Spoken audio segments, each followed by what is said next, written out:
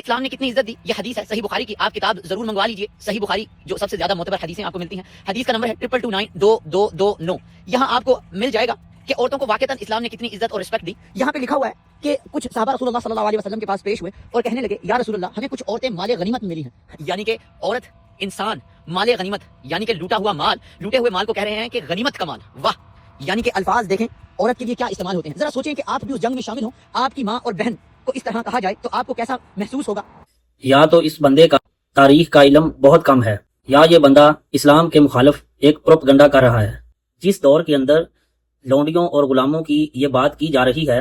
اس وقت پوری دنیا میں رومی، فارسی، افریقہ، ایشیا، جہاں کہیں بھی جنگیں لڑی جاتی تھیں، جو فاتح لشکر ہوتا تھا وہ قیدی مردوں کو اپنا غلام بنا لیتے تھے اور قیدی عورتوں کو لونڈیاں بنا لیتے تھے۔ اس وقت یہ نظام ایک عالمی حقیقت تھا۔ اسلام نے اس نظام کو یک لخت ختم کرنے کی بجائے ایسے قوانین واضح کیے جن سے ان کی زندگی بہتر ہو سکے اور بتدریج غلامی کا خاتمہ ہو۔ اب اسلام نے لونڈیوں اور غلاموں کے اس پرانے اور فرسودہ نظام کو اس لیے فوراً ختم نہیں کیا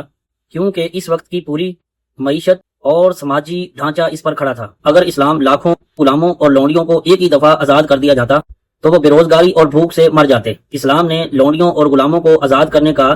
ایک بیچوں بیچ رستہ نکالا اور گناہوں کے کفارے میں غلاموں کو آزاد کرنے کا اللہ تبارک و تعالیٰ نے جو حکم دیا ہے، سورۃ النساء کی آیت نمبر 92، سورۃ المائدہ کی آیت نمبر 89، سورۃ المجادلہ کی آیت نمبر 3 اور سورۃ النور کی آیت نمبر 33، ان آیات مبارکہ میں اللہ تبارک و تعالیٰ نے گناہوں کے کفارے کے طور پر غلاموں کو آزاد کرنے کا باقاعدہ حکم دیا ہے۔ اور اسلام سے پہلے تاریخ انسانی میں غلاموں اور لونڈیوں کے لیے ایسا کوئی بھی مثبت قدم نہیں اٹھایا گیا تھا۔ جون شاکی اور ان جیسے تمام لا دین لوگ اگر وہ تعصب کی اینک کو اتار کر قرآن کو پڑھیں گے تو ان کے سوالات کے تمام جوابات قرآن پاک میں مل جائیں گے۔ یہ جون شاکی جیسے جاہل لوگ یہ کبھی بھی لوگوں کو بخاری شریف کی حدیث نمبر 6050 نہیں سنائیں گے۔ اسلام نے انہیں معاشرے کا حصہ بنانے کے لیے یہ طریقہ اختیار کیا کہ ان کو باقاعدہ حقوق دیے،